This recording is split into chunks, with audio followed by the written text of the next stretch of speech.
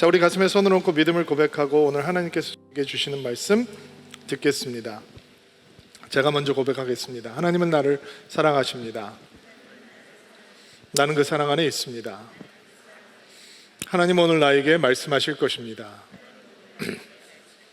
그 말씀에 능력이 있습니다. 그 말씀에 생명이 있습니다. 나의 마음을 하나님께 열겠습니다. 나의 생각을 예수님께 집중하겠습니다. 들은 만큼 변합니다. 들은 만큼 행복해집니다.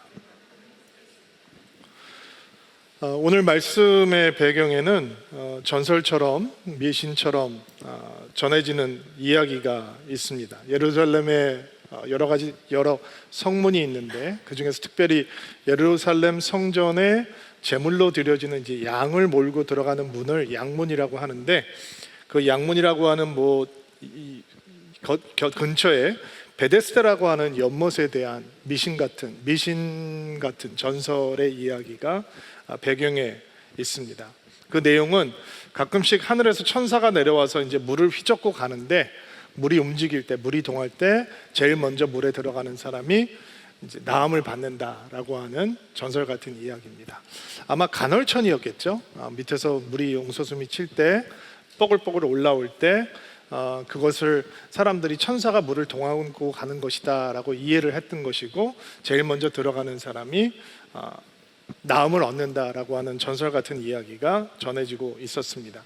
우리가 오늘 읽었던 쉬운 성경에는 사절이 없다라고 나왔는데, 그 이유는 성경이 원래 이제 카피본들이 남아있는 거잖아요. 사본들이 남아있는 건데, 가장 오래된 권위 있는 사본에는 사절의 내용이 기록되어 있지 않기 때문에 쉬운 성경에는 빠져 있는 거고요.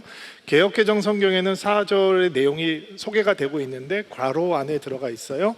괄호 안에 들어가 있는 이유는 오래된 사본에는 이 내용이 존재하지 않기 때문에 괄호를 쳐서 그것을 표현하게 되는 거죠. 근데 사절의 내용은 사실 우리가 오늘 만나게 될 사건을 이해하는데 많은 도움을 주거든요. 사절 말씀을 개역 개정판으로 한번 읽어볼게요. 자막을 통해서 한 목소리로 읽겠습니다. 시작. 이는 천사가 가끔 못에 내려와 물을 움직이게 하는데, 움직인 후에 먼저 들어가는 자는 어떤 병에 걸렸든지 낫게 되미르라. 자, 이게 베데스다라고 하는 연못에 사람들이 모여 있었던 이유를 우리에게 설명을 해주고 있습니다. 또 우리가 오늘 만나게 될 38년 된 병자가 왜 거기 나와 있는지 정확한 이유를 파악할 수 있는 근거를 제공해 주기도 합니다. 또 예수님과 38년 전 자의 대화 속에서 이 병자가 천사가 물을 동했을 때, 움직이게 했을 때 거기에 들어가면 제일 먼저 들어가는 사람이 병이 낫게 될 것이다 라고 하는 것을 철석같이 믿고 있었다라고 하는 사실 또한 우리는 확인할 수 있습니다. 베데스다라고 하는 곳은 꺼져가는 소망을 갖고 있는 사람들이 모여 있는 곳이었습니다. 다른 곳에서는 치유받지 못한 질병을 가진 사람들이 마지막 선택하는 곳이 어디인가? 천사가 물을 휘젓고 가면 물이 움직일 때 제일 먼저 들어가는 사람이 낫는다라고 하는 전설 같은 이야기가 전해져 내려오고 있는 베데스다 연못이었습니다. 건강했을 때 그런 얘기를 듣는다면 그냥 비웃고 대수롭지 않게 여기겠죠. 그러나 병이 걸리게 되고 어떤 노력과 시도를 해보아도 고칠 수 없게 되었을 때, 베데스다는 환자와 가족들이 선택할 수 있는 마지막 선택 혹은 유일한 선택이 되었습니다. 이 베데스다라고 하는 곳이 모여있는 사람들이 다 물만 쳐다보고 있는 곳이거든요. 냄새도 아마 지독했을 거예요. 병자들만 모여 있는 것이니까 유쾌하지는 않은 냄새가 공기를 가득 메우고 있었을 것이고, 아마 하루 종일 풍덩풍덩 많은 사람들이 첨벙첨벙 물을 향해서 뛰어들고, 그리고 자기의 몸을 스스로 움직일 수 없는 사람들은 가족들이나 친구들이 그 몸을 물에다가 집어 던지기도 하는 일들이 하루 종일 반복되는 그런 곳이었습니다. 물만 쳐다보고 있다가 물이 움직였다라고 생각하는 동안 뛰어들어갔을 것이고, 허탕치고 나오면 또 뛰어들어갔을 것이고, 이게 하루 이틀 반복되는 것이 아니라 매일매일 반복되는 일상이었습니다. 아침이 되면 아마 좋은 자리를 찾기 위해서 악다구니를 쓰면서 서로 싸웠을 것이고, 물에 제일 가까운 자리를 찾기 위해서 어떻게 해서든지 그 자리를 확보하기 위해서 거친 몸싸움도 서슴지 않았던 곳이 아마 베데스다 연못의 일상이었을 것입니다. 그런데 베데스다라고 하는 뜻이 무슨 뜻인지 아세요? 자비의 집이란 뜻입니다. 긍휼의 집. 그러나 베데스다라고 하는 곳은 자비와 긍휼과는 가장 거리가 먼 곳이었습니다. 하나님의 자비를 기다린다고 하면서 가장 인간의 거친 내면이 드러나고 있는 곳이었습니다. 하루 종일 사람들이 물속을 향해서 첨벙첨벙 뛰어들지만 고침을 받는 사람은 누구도 없었습니다. 그런데 이 베데스다의 함정은 무엇이냐? 누구도 고침을 받지 못했는데 한번 들어갔다 나오면서 이번에는 천사가 아니었나 보네, 다음에는 천사일 수 있겠다라고 하는 거짓 소망에 사로잡혀 있게 만드는 것이 바로 베데스다의 함정입니다. 천사를 기다리는 곳, 엄청나게 영적인 표현 아닙니까? 천사를 기다리는 곳. 그러나 베데스다는 가장 영적이지 않은 곳이었습니다. 자비의 집 베데스다는 하나님의 자비와는 정말 상관이 없는 그런 곳이었습니다. 베데스다는 어떤 곳이었느냐? 내가 다른 사람보다 먼저 들어가야 된다는 그 일념만 존재하는 곳이었습니다. 처절한 경쟁만이 존재하는 것이죠. 두 번째로 들어가면 안 됩니다. 1초라도 늦으면 안 되는 것입니다. 함께 베데스다에 누워있고 앉아있으면서 서로의 질병이 깊은 것을 알고 일말의 동정심을 느낄 수 있지만 물을 쳐다보는 순간 그 동정심은 다 사라져버리고 맙니다. 오직 다른 사람은 내가 누르고 이겨야 될 경쟁의 대상으로 변해버리는 것이 바로 베데스다입니다. 무슨 수를 써더든지 다른보다 먼저 들어가야 된다라고 하는 집념만 있는 곳이 바로 베데스다죠. 또 베데스다는 소망을 가장한 절망의 권세가 사람들을 서서히 죽이는 곳이었습니다. 모두가 치유의 소원을 가지고 베데스다에 왔을 것입니다. 오늘 우리가 만나게 될 38년 된 병자도 언제부터 베데스다에 나와 있는지 모르겠어요. 그가 날 때부터 병자가 아니라 그의 병이 38년이 됐다라고 얘기하는 것을 보면 어떤 계기를 통해서 나중에 병자가 된 것 같은데, 처음에는 의원을 찾았겠죠. 약을 찾았겠죠. 그리고 베데스다는 병이 처음 시작된 사람들이 오는 것이 아니라 다른 데서 고칠 수 없는 질병을 가지고 있는 가장 깊은 절망 가운데 있는 사람들이 약간의 소망, 일말의 소망을 가지고 찾는 곳이 바로 베데스다였습니다.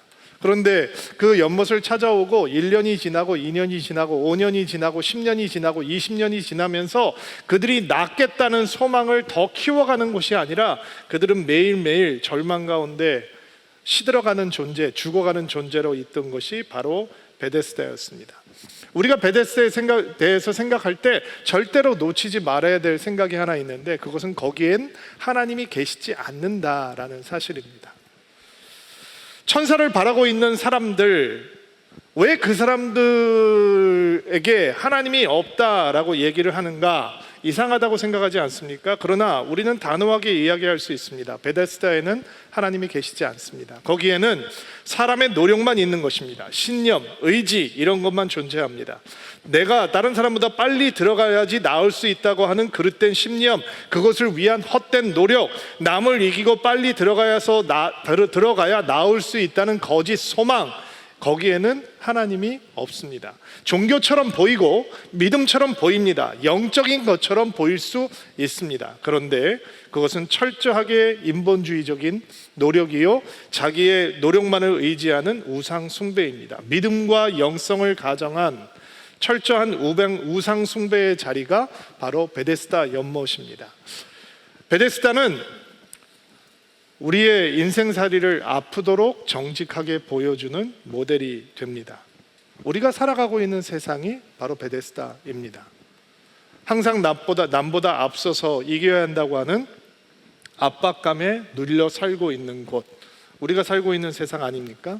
나의 노력과 수고만으로 모든 것을 성취할 수 있다라고 하는 그 신념을 버릴 수 없기 때문에 베데스다 연못, 아니 우리가 살아가고 있는 이 세상을 살아가고 있는 우리는 매일 실망하고 절망하고 원망하고 분노하고 화내고, 이게 베데스다가 우리 인생의 축소판의 모습을 보여주는 이유입니다.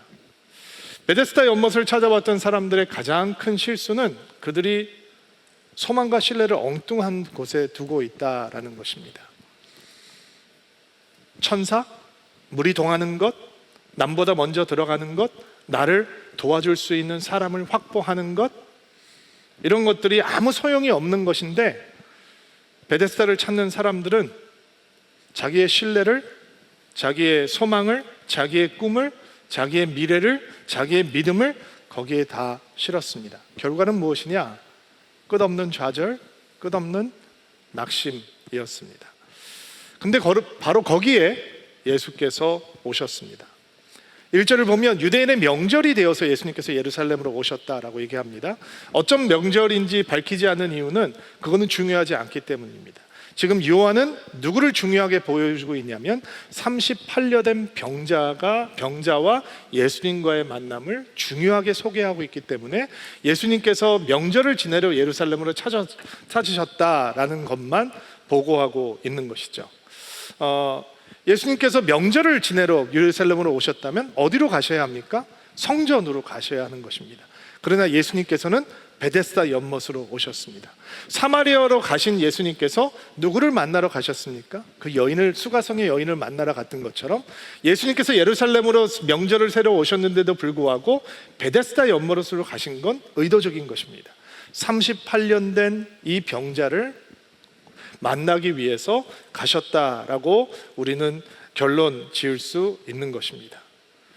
38년 동안 매일 절망 속에 갇혀있던 병자를 만나기 위해서 예수님께서 그 연못으로 가신 것입니다. 이 사람이 기도했습니까? 아니요, 기도하지 않았습니다. 이 사람이 애타게 예수님을 찾았습니까? 그렇지 않습니다. 그는 예수님을 구하지 않았습니다. 애절한 기도가 있었던 것도 아닙니다. 그냥 예수님께서 그를 찾아가신 것입니다. 요한이 보여주고 싶은 것이 바로 이것입니다. 이게 믿음의 시작이고 은혜의 시작이 되는 것이죠. 요한이 우리에게 보여주고자 하는 것은 절박한 상황이나 애절한 마음이나 누군가의 땀 흘리는 수고가 하나님을 감동시켜서 예수님께서 이 베데스다로 오신 것이 아니다라는 것입니다. 이 사람이 예수님을 구하지 않고 애절하게 기도하지 않고 자신이 예수님이 필요한 존재라는 것도 모르고 있는 상황인데 예수님께서 찾아와 주셨다. 그게 요한이 우리에게 보여주고자 하는 은혜의 역사입니다. 저는 가끔 교회를 다니시는 분들에게서 이런 이야기를 들을 때가 있습니다. 목사님, 하나님이 내가 진짜 어떤 사람인 줄 알면 저를 사랑하지 않으실 것 같아요. 하나님이 진짜 나를 안다면 하나님께서는 나를 버리실 것 같아요. 이런 마음이 있는 거죠. 그거 틀린 말입니다. 정말 틀린 말입니다. 하나님은 우리가 어떤 존재인지 아십니다. 그래서 우리를 사랑하시는 겁니다. 하나님께서 우리가 정말 어떤 존재인지 알기 때문에 우리가 요청할 수 없어도, 우리가 구할 수 없어도 우리를 찾아오시는 것입니다. 그게 예수님의 사랑이요 하나님의 은혜인 것입니다. 이 남자는 38년 동안 철저하게 절망의 어둠 속에 갇혀있는 사람이었습니다. 예수를 향해 어떤 도움도 요청할 수 없는 사람입니다. 그래서 예수님께서 그를 찾아가셨던 것입니다.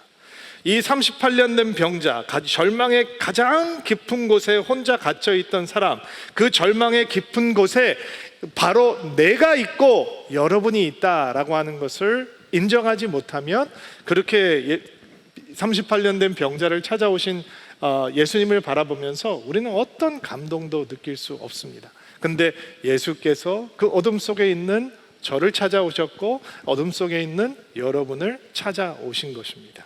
6절 말씀 볼게요. 대화가 시작이 되는데 함께 읽겠습니다. 시작. 예수님께서는 그 남자가 누워있는 것을 보시고 그가 아주 오랫동안 병을 앓아온 사람이라는 것을 아셨습니다. 그래서 그에게 물으셨습니다. 낫기를 원하시오. 낫기를 원하시오. 자, 여러분 한번 상상해 보세요. 이 병자와 예수님의 대화가 볼륨이 어땠을까요? 너무 질문이 이상한가요? 사람들이 많이 있는데 낫기를 원하시오 이렇게 물어봤을까요? 아니면 낫기를 원하세요? 라고 물어봤을 거예요. 나는 지금 대화가 굉장히 소곤소곤 진행될 거라고 생각해요. 왜냐하면 거기 병자가 많이 있는데 예수님께서 한 사람만 고쳐주셨단 말이에요. 이 사람이 병이 오래된 것을 아시고 예수님께서 낫기를 원하시고, 여러분 아픈 사람한테 이런 질문이 어디 있어요? 그렇죠? 뼈 안 맞을 만한 질문인 거죠. 배고픈 사람한테 가서 며칠 굶은 사람한테서 배고프지? 이게 무슨 질문이에요. 보시면 아실 수 있는데도 불구하고, 근데 이 질문이야말로 그 영혼의 전곡을 찌르는 질문이죠. 왜냐하면 38년 동안 병을 앓으면서, 특별히 베데스다라고 하는 이 절망이 가득한 연못에 매일매일 나와 있으면서 그가 잊고 있었던 마음의 소망을 다시 살려주는 질문인 거예요. 여러분, 베데스다의 함정은 사람들로 하여금 그들이 왜 거기 나와 있는지를 잊게 만드는 것에 있어요. 물속으로 뛰어들죠. 그러나 뛰어든다고 어느 누구도 나았다라고 하는 기대감이 없는 곳이에요. 아니, 베데스다의 물속으로 뛰어들면 뛰어들수록 나는 다음에는 나을 수 있다라고 하는 소망이 아니라 역시 안 되는구나 라고 하는 절망 가운데 자기 자신을 꽁꽁 묶어 놓을 수밖에 없는 곳이 바로 베데스다. 그 함정에 빠지면 벗어나올 수 있는 길이 없는 거예요. 근데 예수님께서 다가오셔서 낫기를 원하시오. 그러니까 마음속에 그가 처음 베데스다를 찾았을 때의 간절한 소망이 회복되기 시작하는 것이죠. 천사를 기다리면서도 낫겠다는 소망이 죽은 지 오래됐는데 예수님의 소금거림이 바로 그 마음속에 있는 마음의 소원을 다시 일깨워주는 거예요. 7절 말씀 보세요. 읽겠습니다. 시작. 병든 사람이 대답했습니다. 선생님, 물이 움직이기 시작할 때 제가 연못으로 들어갈 수 있게, 물속으로 들어가려 하면 다른 사람이 저보다 앞서서 물속으로 들어가곤 합니다. 저를 도와주는 사람이 없습니다. 다른 사람이 먼저 들어갑니다. 질문은 뭐예요? 낫기를 원하시오. 그럼 뭐라고 대답하면 되는 거예요? Yes. 너무 원합니다. 근데 이 사람의 대답을 들어보면 자기 상처만 얘기하는 거죠. 도와주는 사람이 없습니다. 처음에는 있었겠죠. 1, 2년 동안, 아니 5년, 10년 동안은 있었을지 모르겠어요. 과연 몇 년 동안 베데스다 주변을 헤매고 있는지 모르지만 38년이 됐다면 그를 물속으로 던져주던 가족들, 친구들도 다 절망에 갇혀 있어서 소용없다. 아침에 떨궈 놓고 저녁이 해가 지면 데리고 가겠죠. 소변 지리고 대변 지리고 해도 어느 누구도 돌봐주는 사람이 없었을 거예요.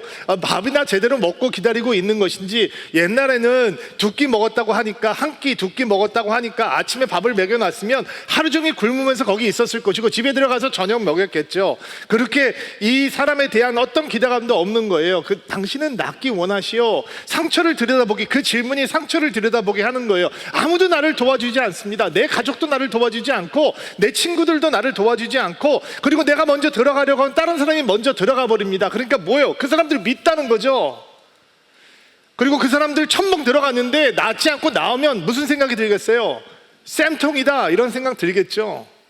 내가 못 들어갔는데 너 먼저 뛰어들어가? 너도 안 낫네, 다행이다, 하나님 살아계시구나, 뭐 이런 삐뚤어진 신학 속에 사로잡혀 살 수밖에 없는 것이겠죠. 38년의 시간 동안 그는 그렇게 시들어버린 인생이 되었던 거예요. 근데 예수님께서 이렇게 시들어버린 병자의 절망의 벽을 무너뜨리시고 그를 살려주십니다. 8절 말씀 볼게요. 읽어주세요. 시작. 그때 예수님께서 말씀하셨습니다. 일어나서 당신의 침상을 들고 걸어가시오. 이것도 소금거림이었을 거예요. 사람들이 많이 듣게 이렇게 말씀하시는 것이 아니라 아주 이 사람 혼자만 들을 수 있게, 일어나서 당신의 침상을 들고 걸어가시오. 이게 세 가지 동사로 이루어져 있거든요. 명령형 동사예요. 첫 번째는 get up, 일어나시오. 두 번째는 pick up, 침상을 드시오. 세 번째는 walk, 걸어가시오. 이 세 가지 동사로 이루어졌단 말이에요. 이 병자에게 양해를 구하지 않았어요. 아유, 힘들게 사셨는데 제가 한 말씀 해드려도 되겠습니까? 이렇게 내가 하는 말이 당신을 굉장히 기분 나쁘게 할 수도 있는데 내가 이런 말을 해도 괜찮겠습니까? 양해를 구하지 않으셨어요. 예수님께서는 38년 동안 철저한 고통 속에, 철저한 어둠 속에, 철저한 절망 속에 갇혀있는 영혼을 향해서 명령하시는 거예요.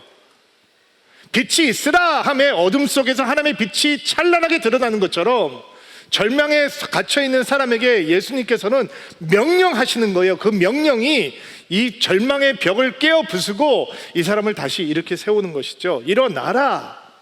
38년 동안 누워있는 사람에게는 상상도 할 수 없는 얘기죠. 38년 동안 근육과 관절을 쓰지 않았으니까 다 굳어버리지 않았겠습니까? 그가 고침을 받은 것을 확인하기 위해서는, 그러나 그는 일어나야 하는 거예요. 한번 일어나 봐야 하는 거예요. 자기를 의지하면 일어날 수 없죠. 예수님의 명령하신 말씀을 의지해야 일어날 수 있는 것입니다. 예수님께서 도와주신 것이 아니라 스스로 일어나야 되는 것이죠. 이게 말씀의 능력에 근거한 믿음이 되는 것입니다. 여러분, 예수님을 믿고서 자리에 누워있는 사람들이 얼마나 많은지 모릅니다. 그들은 과거를 얘기합니다. 자신의 과거가 얼마나 불행했는지, 자기의 환경이 얼마나 열악했는지, 자기의 가정이 얼마나 불행했는지, 자기의 스펙이 얼마나 초라한지, 자신이 얼마나 운이 없었는지, 사람 덕을 얼마나 못 보고 살았는지, 예수의 은혜가 임해왔는데도 불구하고, 우리가 믿음의 역사가 우리 안에 시작됐는데도 불구하고 여전히 누워있는 사람들이 많다라는 것입니다. 그런 사람들을 향해서 예수님께서는 일어나라 말씀하시는 거예요. 근데 예수님, 내가 못 일어납니다. 그렇죠. 나를 보면 못 일어나죠. 그러니까 말씀을 붙들어야 되는 겁니다. 말씀을 듣고 그 말씀을 결사적으로 붙들어야 일어날 수 있는 것입니다. 어느 것도 탓하지 말고 그 자리를 박차고 일어나라 라고 예수님께서 말씀하고 계시는 것입니다. 지난주에 우리가 보았던 왕의 신하 말씀 기억하시죠? 아들이 아픈데 빨리 가버나움에 가서 내 아들을 위해서 기도하고 고쳐주세요. 근데 예수님께서 뭐라고 하셨어요? 가라, go! 네 아들이 살았다. 그럼 뭐가 믿음이에요? 포기하는 게 믿음이 아니죠. 예수님을 귀찮게 하는 걸 멈추는 게 믿음이 아니라 아들이 나았음을 믿고 가는 게 믿음인 거잖아요. 그러니까 일어나라 라고 말씀하셨을 때 나는 근육이 다 부숴버리고 관절도 다 굳어버렸는데 한 번도 38년 동안 내가 일어나 본 적이 없는데 주의 말씀 의지하고 몸을 움직이는 것, 일어나는 것, 그게 믿음의 시작이란 말이죠. 오늘 예배하는 분 가운데 혹시 이런 절망과 좌절 때문에 누워있는 성도들이 있습니까? 함께 인터넷으로 예배하는 분들 가운데도 그런 분들이 있을 수 있겠죠. 수건 던지고 포기하고 싶고 나 이제 정말 못하겠다라는 생각을 하고 있는 분들이 있을지 모릅니다. 그러나 그런 절망과 좌절과에 익숙한 인생들에게 예수께서는 속삭여 주시는 것입니다. 당신 일어날 수 있습니다. 내 말을 들으면 일어날 수 있습니다. 당신을 보면 일어날 수 없지만 내 말을 믿으면 당신 일어날 수 있습니다. 일어나시오 라고 말씀해 주시는 것입니다. 두 번째 명령은 침상을 들라라는 것이죠. 38년 동안 병을 앓고 있는 사람에게 침상이란 무엇입니까? 그의 부끄러움이요, 그의 수치요, 그의 아픔이요, 고통이요, 한계요, 팔자요, 운명이요, 눈물이요, 한숨이요, 원망이요, 분노요, 절규요. 이게 침상이죠. 침상을 들고 일어나라는 것은 무엇입니까? 그 정체성, 그가 가지고 있었던 침상이라고 하는 정체성, 병이라고 하는 정체성, 묶여 있다라고 하는 옛 전체성을 벗어버리라, 정복하라 라는 뜻입니다. 좌절 속에 들어오신 예수님께서는 그 침상을 걷어버리라 라고 명령하십니다. 더 이상 그 침상에 지배당하지 않고 묶여있는 인생이 되지 말라라고 말씀하시는 것입니다. 세 번째 예수님께서 주시는 명령은 걸어가라 라고 하는 명령이었습니다. 38년 동안 해보지 못한 일입니다. 일어나라 라고 하는 명령도, 침상을 들라라고 하는 명령도 걸어가라 라고 하는 명령에 비하면 쉬워 보입니다. 근데 그가 예수님에게 걸어가라 라고 하는 말을 들었을 때 이렇게 생각했다면 어떻게? 말도 안 되지. 내가 어떻게 걸을 수 있어? 38년 동안 걷지 못했는데 어떻게 내가 이제야 걸을 수 있겠어? 예수를 믿으면서도 걷지 못하는 사람들이 얼마나 많은지 모릅니다. 어이구, 말도 안 되지. 내가 봉사를 하라고, 선교 다니라고, 전도하라고, 주의 말씀을 읽으라고, 나보고 기도하라고, 내가 주의 일꾼이 되라고, 내가 헌신자가 되라고, 내가 주님 앞에 놀라운 역사를 이룰 수 있는 사람이 되라고. 이건 말도 안 되지. 그러니까 걷지 않으려고 하는 것입니다. 그러나 예수께서 걸으라 라고 말씀하실 때 그 말씀이 우리를 움직이기 시작하면 기적이 우리 가운데 임하기 시작하는 것입니다. 9절 말씀 볼게요. 읽어주시겠어요? 그 즉시 그 남자의 병이 나았습니다. 그는 그의 침상을 들고 걸어가기 시작했습니다. 그 즉시, 예수님의 능력이 진짜 놀랍죠? 그 남자의 병이 나았습니다. 정말 이런 역사가 아픈 성도들에게 일어났으면 좋겠어요. 정말 아픈 분들 보면 이런 능력이 정말 예수님께서 한 번만 만져주시면 되는데 라고 하는 안타까운 마음이 들 때가 있는데, 이 병자를 찾아오셔서 예수께서 일어나서 당신의 짐상을 들고 걸어가시오. 그 즉시 병이 나았대요. 예수님의 능력이죠. 그런데 그가 나았다는 사실을 확인할 수 있는 유일한 방법은 뭐예요? 그 말씀을 듣고 말씀대로 해보는 거죠. 일어나서 침상을 들고 걸어가 보는 거예요. 여러분, 순종은 상황을 뛰어넘어서 예수님을 향해 영적인 반응을 하는 거예요. 육신은 반응을 못하게 해요. 왜냐하면 38년 동안 못 걸었으니까, 침상에 누워 있었으니까, 대변질이고 소변질이고 그렇게 살아왔으니까. 근데 순종은 육신이 반응하는 것이 아니라 영혼 가운데 부어진 예수님의 능력과 은혜에 반응하는 거예요. 무엇으로? 믿음으로 반응하는 거예요. 그게 순종이에요. 그 순종을 따라가면 기적을 맛보게 되는 것이죠. 순종에 대한 그릇된 오해는 그것이 우리의 의지적인 노력이다라고 생각을 하는 거예요. 그러니까 결국 우리의 수고가 열매를 맺게 되는 것이 순종이라고 생각하는 거죠. 그거는 순종 아니에요. 순종은 우리의 노력과 의지와 상관이 있는 게 아니라, 순종은 예수님과 관계가 있어요. 예수님의 말씀과 관계에 있어요. 예수님의 말씀으로부터 일어나야 순종이에요. 예수님 때문에 일어나야 순종인 거예요. 나의 노력과 의지로 갈아가는 것으로는 절대로 믿음의 열매를 딸 수가 없는 것이죠. 오늘 이렇게 기적을 맛보는 38년 된 병자의 이야기가 우리를 그냥 블링블링 해피하게 끝내주지 않고 긴장시키는 이유가 있죠. 왜 우리를 긴장시키나요? 38년이라고 하는 기간 때문이에요. 뭐야, 그렇게 오래 걸리는 거야? 나 지금 기도하고 있는데 38년을 기다려야 되는 거야?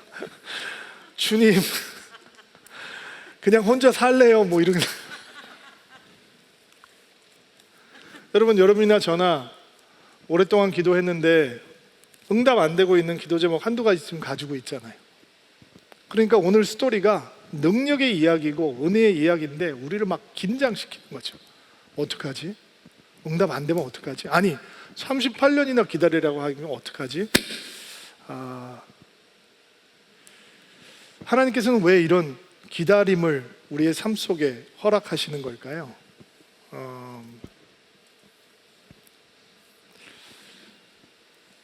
이런 기다림이 나를 의지하는 마음을 철저하게 무너뜨려 주기 때문입니다. 여러분, 우리가 우리를 의지할 때 기다림의 자리는 고통스럽습니다. 그런데 나를 의지하는 마음을 버리지 못하면 절대로 예수님을 제대로 만나지 못합니다. 하나님을 온전히 신뢰할 수 있도록 나를 향한 신뢰 혹은 다른 것들을 향한 신뢰가 기다림 속에서 무너지는 것입니다. 그것이 기다림 속에서 하나님께서 우리에게 베풀어 주시는 은혜이죠. 나를 향한 신뢰가 무너지면 우리는 진짜 겸손을 배우게 됩니다. 하나님이 우리를 위해서 존재하는 것이 아니라 우리가 하나님을 위해서 존재한다라고 하는 것을 배우게 되는 것입니다. 중세에 살았던 십자가의 요한이라고 하는 사람이 기다림이 만들어주는 영적인 겸손함에 대해서 이렇게 설명을 해 주었습니다. 한번 들어보세요. 많은 그리스도인들은 자신의 부족함을 깨닫고 겸손하지 않은 성급함 속에서 스스로를 향해서 분노합니다. 자신들의 불완전함을 보며 너무 조급해서 단 하루 만에 성자로 변화되기를 원하는 것입니다. 이런 영적 생활의 초보자들은 많은 원대한 계획들을 세워보지만 스스로를 불신하는 겸손이 그들에게 없기 때문에 더 많은 계획을 세우면 세울수록 그것을 지키지 못하는 자신들을 향한 분노만 늘어갈 뿐입니다.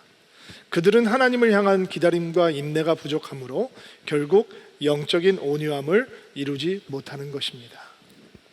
기다림은 우리를 불신하는 겸손이라고 하는 예수님의 흔적을 우리 가운데 남겨주는 것입니다. 여러분, 기다림이라고 하는 것을 소극적으로 생각하시면 안 됩니다. 수동적으로 생각하시면 안 됩니다.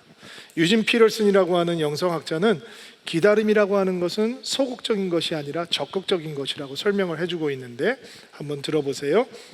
기다리는 것이 아무것도 하지 않는다는 의미는 아닙니다.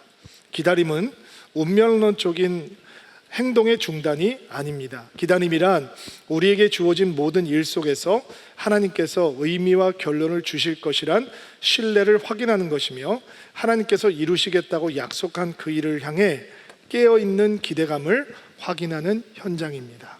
깨어있는 기대감. 멋진 표현이죠. 깨어있는 기대감. 그렇기에 기다림은 창조의 순간입니다. 우리가 기도하고 있는 일 아직 이루어지지 않고 있기 때문에 하나님을 향해서 실망할 수 있지만, 사실은 기다림은 우리 안에 하나님의 새로운 창조가 이루어지는 순간입니다. 우리가 기다리는 동안 하나님께서는 창조하십니다. 일을 이루어 가십니다. 그리고 우리가 그 소망 중에 거할 수 있는 근거를 주시는 것입니다. 시편 기자의 고백처럼 나는 여호와를 기다립니다. 또 기다립니다. 나는 주의 말씀에 나의 소망을 두고 있습니다. 그러니까 내가 기다리면서 지치지 않는 이유는 무엇이냐? 나의 소망을 이 하나님의 말씀 가운데 두고 있을 때 가능하다라는 것입니다. 예수님 앞에서 하나님을 기다리는 시간은 우리의 속사람, 우리의 인격을 만지시는 시간이 됩니다. 왜 기다릴 때 우리의 속사람이 변화가 되느냐? 여러분, 밤에 한밤중에 아침아 빨리 와라 라고 소리를 지른다고 아침이 빨리 오나요? 아니요. 시간이 지나야 되는 것입니다. 내가 아무것도 할 수 있는 것이 없구나 라고 하는 것을 인식할 때 우리는 기도를 배우게 되는 것입니다. 내가 무력하다라고 느낄 때 우리는 하나님을 붙들게 되는 것입니다. 영적인 기다림이 지루하고 아무런 역사가 없는 거하고 밍밍한 것 같지만, 그 순간이야말로 우리는 진짜 기도를 배우는 시간을 갖게 되는 것입니다. 보리스 니콜라예비치 콤벨트라고 하는 러시아계 유대인 의사가 있었어요. 포로 수용소에 갇혀서 예수님을 믿게 되었습니다. 그는 수용소에서 자행되는 그런 부당한 행위에 정면으로 도전을 하게 되고, 수용소에서 무참하게 동료들에게 살해당하게 됩니다. 그의 인생의 이야기가 그렇게 끝이 납니다. 유망한 의사가 포로 수용소에 갇히게 되고, 거기서 예수님을 믿게 되고, 부당한 것을 폭로하다 비참하게 살해됩니다. 그의 인생의 이야기가 너무 비참하죠. 그런데 그가 수용소에서 수술을 해준 환자가 한 명 있었습니다. 그 환자에게 콤벨트라고 하는 의사는 예수님의 이야기를 전해줍니다. 자기가 만났던 예수님을 전하는 거예요. 때로는 환자가 약물 때문에 정신이 맑지 않은 상태였지만 그는 끊임없이 그 환자에게 예수 그리스도를 전해 주었습니다. 그 젊은 환자는 콤벨트의 꾸준한 전도로 역시 예수를 믿는 사람이 되었습니다. 그 젊은이의 이름은 알렉산더 솔제니친입니다. 가장 유명한 크리스찬 소련인, 노벨 문학상에 빛나는 위대한 작가였습니다. 콤벨트라고 하는 사람을 아침을 기다리다가 아침을 보지 못하고 인생을 마무리했습니다. 그러나 그에게는 솔제니친이라고 하는 아침이 있었습니다. 믿음에는 기다림 속에서만 만날 수 있는 하나님의 은혜가 있는 것입니다. 38년 동안 이 병자의 기대감은 죽어 있거든요. 시들어 있단 말이에요. 기다림은 절대로 소극적이지 않습니다. 적극적입니다. 수동적이지 않습니다. 능동적입니다. 왜냐하면 하나님을 향한 기대감이 우리 안에서 살아 움직일 수 있기 때문입니다. 그래서 기다림은 하나님의 새로운 창조의 역사입니다. 우리가 하나님을 기다릴 때 하나님은 우리 안에서 새로운 창조를 하십니다. 무엇을 창조하시느냐? 헛된 곳에 소망을 두지 않는 참된 소망을 창조하시는 것입니다. 시편 기자가 이런 고백을 합니다. 내가 여호와를 기다리고 또 기다립니다. 나는 주의 말씀에 나의 소망을 두고 있습니다. 무슨 말씀입니까? 그가 여호와를 기다리고 또 기다리면서 깨어있는 기대감을 가질 수 있는 이유는 그가 소망을 어디에 두고 있기 때문이에요? 말씀에 두고 있기 때문이라는 것입니다. 상황에 소망을 두고 있다면 하나님을 기다리는 순간 그의 믿음은 흔들리고 무너져 버릴 것입니다. 그러나 변하지 않는 하나님의 말씀, 하나님의 약속에 소망을 두고 있기 때문에 내가 여호와를 기다리고 하나님을 기다리는 순간 내 안에 하나님께서는 또 다른 소망과 또 다른 믿음을 새롭게 창조하신다라는 것입니다. 여러분, 기다림의 시간이 왜 우리에게 복된 시간이냐? 기다리는 시간, 내가 무너지고 나의 내면이 주께서 다루시는 내면으로 변해가기 때문입니다. 기다림이 왜 우리의 인격을 변화시켜 주느냐? 기다리는 순간 내 마음대로 되는 것이 아무것도 없기 때문입니다. 나는 그저 할 수 있는 것이 아무것도 없고 무작정 기다릴 수밖에 없기 때문에 나의 속사람이 하나님께서 다루시는 사람이 되고 하나님께서 원하시는 사람으로 점점 변해가는 것입니다. 여러분, 기다림 속에서 우리가 얻을 수 있는 진짜 축복은 기도를 배울 수 있다는 겁니다. 내가 할 수 있는 것이 아무것도 없기 때문에 우리는 주를 구하며 주 앞에 진실하게 기도하는 것을 배우게 되는 것이죠.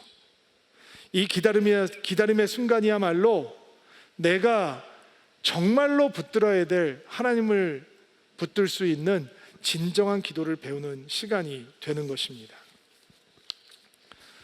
믿음에는 기다림 속에서만 만날 수 있는 하나님의 은혜가 있습니다. 38년 된 병자의 이야기 속에서 우리는 그 은혜를 보는 것입니다. 저는 기다림이 싫습니다. 아마 여러분도 기다림을 좋아하시지 않을 거라고 생각을 합니다. 그러나 원하든 원하지 않든 우리는 하나님을 기다려야 될 때를 만나게 됩니다. 그 기다림이 끝나면 또 다른 기다림이 우리를 기다리고 있습니다. 그런데 그 기다림 속에서 순도백의 믿음을 배우게 되는 것입니다. 여러분, 이런 믿음을 배우는 우리가 될 수 있게 되기를 주의 이름으로 축복합니다. 오늘 말씀 제가 세 가지로 정리를 해드릴게요. 첫째, 예수님께서는 절망의 가장 깊은 곳으로 찾아오셨습니다.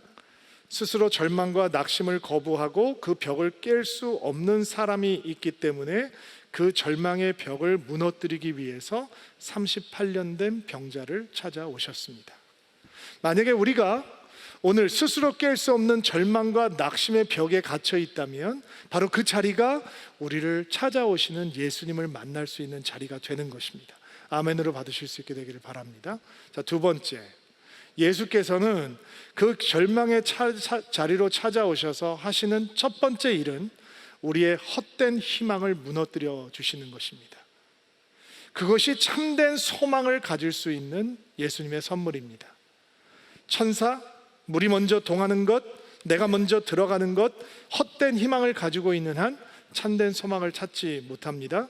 우리의 노력과 의지와 계획이 소망이 되고 우리가 의지하는 재물과 높은 자리와 우리의 명예와 힘과 인맥이 소망이 되고 우리의 알량한 상식과 논리가 소망이 될 때 우리는 또 다른 절망 속으로, 또 다른 비참한 낙심 속으로 떨어질 수밖에 없지만, 예수께서 우리의 헛된 희망을 무너뜨리시고 참된 소망을 볼 수 있게 하실 때 우리는 절망의 벽을 넘어 예수를 만날 수 있게 되는 것입니다.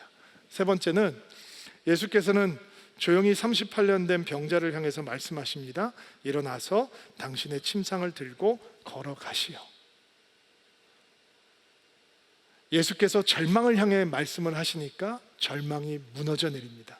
예수님께서 고통을 향해 말씀을 하시자 고통이 끊어집니다. 예수께서 좌절을 향해 말씀을 하시자 좌절은 물러갑니다. 예수께서 눈물을 향해 말씀하시자 눈물은 마릅니다.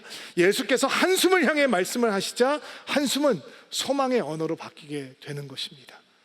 우리는 38년 동안 누워있던 자리에서 이 환자가 예수의 말씀을 붙들었던 것처럼 우리의 삶의 자리를 향해서 말씀하시는 예수의 말씀을 붙들어야 합니다.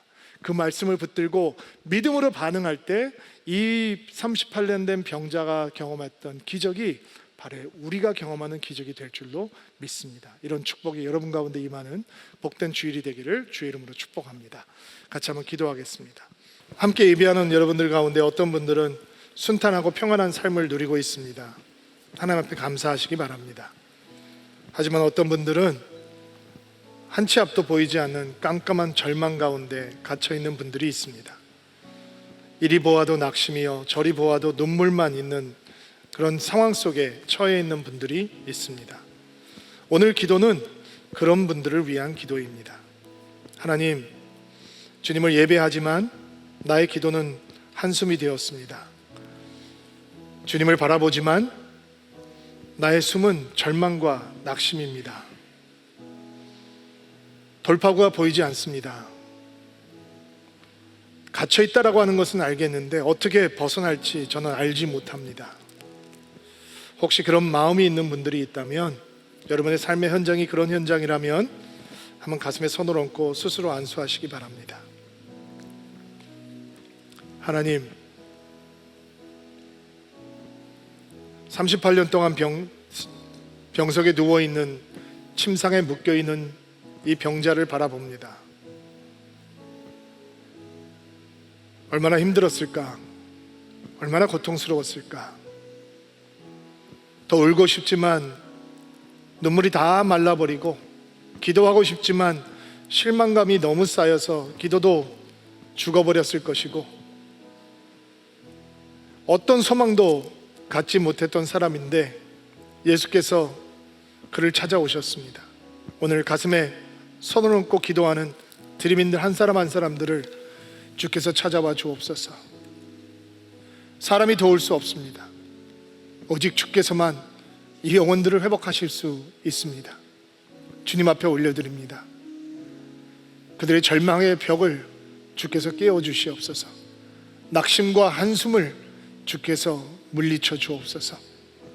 주께서 빛을 보여주옵소서. 돌파구를 보여주시옵소서. 회복의 여정을 주께서 시작하여 주시옵소서. 하나님께서 묶여있는 인생들에게, 무너진 인생들에게, 깨어진 영혼들에게, 누워있는 영혼들에게 일어나라, 침상을 들라, 걸어가라 말씀하여 주옵소서. 그리고 믿음으로 반응할 수 있도록 도와주옵소서.